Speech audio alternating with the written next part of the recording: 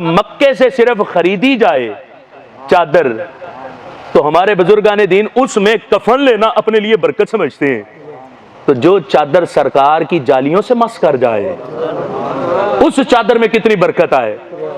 ابھی بھی اگر کسی کو مسئلہ سمجھ نہیں آتا تو بخاری کی حدیث پیش کر دیتا ہوں، بخاری شریف کی حدیث ہے، ذمہ میرا ہے پوری بخاری کی حدیث دکھانا۔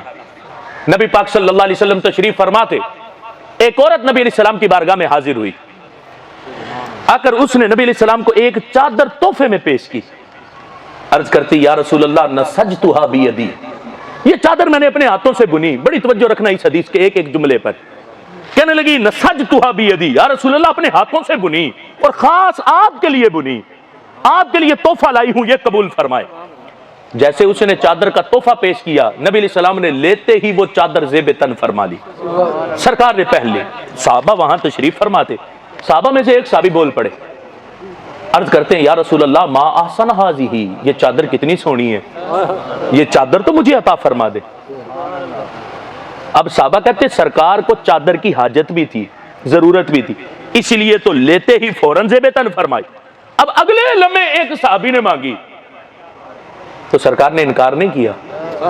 اعلیٰ حضرت کہتے نا کہ لب واں ہیں آنکھیں بند ہیں پھیلی ہیں جھولیاں، کتنے مزے کی بھیک تیرے پاک در کی ہے، میرے کریم سے گر قطرہ کسی نے مانگا دریا بہا دیے ہیں دربے بہا دیے ہیں۔ اب جیسے ہی انہوں نے مانگی سرکار نے فوراً اتار کے اس صحابی کو عطا فرما دی۔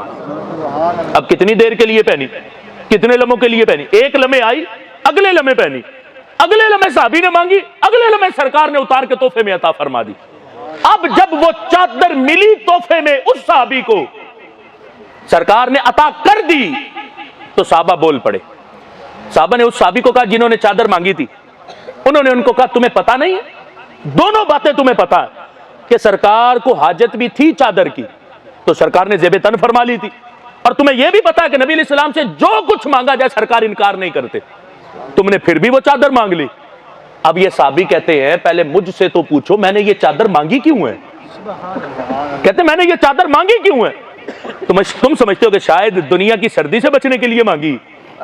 کہنے لگے نہیں، بخاری کے لفظ سنو، صحابی کہتے ہیں رجوت برکتہا حین لبسہ النبی صلی اللہ علیہ وسلم لعلی اکفن فیہا۔ صحابی کہتے ہیں جب اس چادر کے دھاگے سرکار کے بدن سے مس کیے تو اس چادر میں سرکار کے بدن کی برکت تشریف لائی ہے۔ رجوت برکتہا، وہ جو برکت کا منکر ہے کہ برکت ہے کسی چیز میں نہیں، بس رب سے برکت ملتی، سرکار کے بدن میں بھی کوئی برکت ہے، سرکار کی نسبت سے بھی کوئی برکت ملتی، تو رجوت برکتہا بخاری کے لفظ ہے۔ صحابی کہتے ہیں اس چادر میں سرکار کے بدن کی برکت آئی ہے، لعلی اکفن فیہا، اب میری وصیت سن لو کہ میں نے چادر دنیا کی سردی سے بچنے کے لیے نہیں مانگی، میں نے تو چادر قبر کو ٹھنڈا کرنے کے لیے مانگی ہے۔ اب جب میں مروں گا تو سنو میری وصیت، مجھے اسی چادر میں کفن دے کر میری تدفین کرنا، اس چادر کی برکت سے میرا رب میری قبر کو ٹھنڈا فرمائے گا۔